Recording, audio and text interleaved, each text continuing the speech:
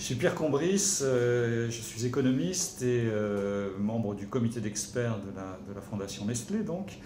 Et sur les rapports entre les Français et leur alimentation, bien, bon, je sais pas, je dirais que c'est des rapports de vieux couple. C'est une vieille histoire entre les Français et leur alimentation. C'est une belle histoire, souvent, passionnée. L'humeur est plutôt au beau fixe, à part peut-être la hausse des prix alimentaires. Mais pour le reste, les Français semblent avoir très confiance dans les gens qui s'occupent de leur alimentation.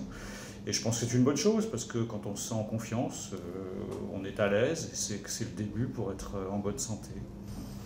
Alors Claude Fischler, moi je suis sociologue, je suis directeur de recherche au CNRS et je partage cette fonction d'expert à la Fondation Nestlé avec Pierre.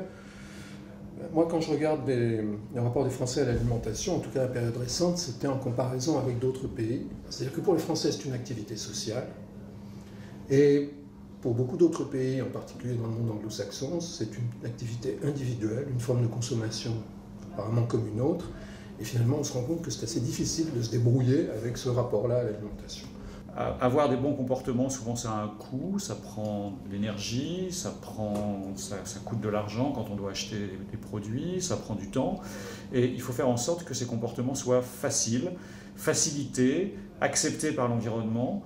Et plus ils seront faciles, plus il sera facile de les transmettre et plus ils se transmettront naturellement. Oui, je crois qu'en effet, il faut d'abord être sûr qu'on connaît les bons comportements, parce que dans le passé, dans l'histoire, on a quand même une longue succession de changements de doctrine. Et puis surtout, traiter avant tout, enfin s'assurer avant tout qu'on s'adresse à la bonne cible. C'est-à-dire qu'on ne peut pas s'adresser, on l'a fait trop longtemps, à la population en général, quand il s'agit de comportements ou de pathologies qui sont très inégalement distribuées dans la population. Donc identifier les bonnes cibles et identifier les meilleures manières de s'adresser à elles.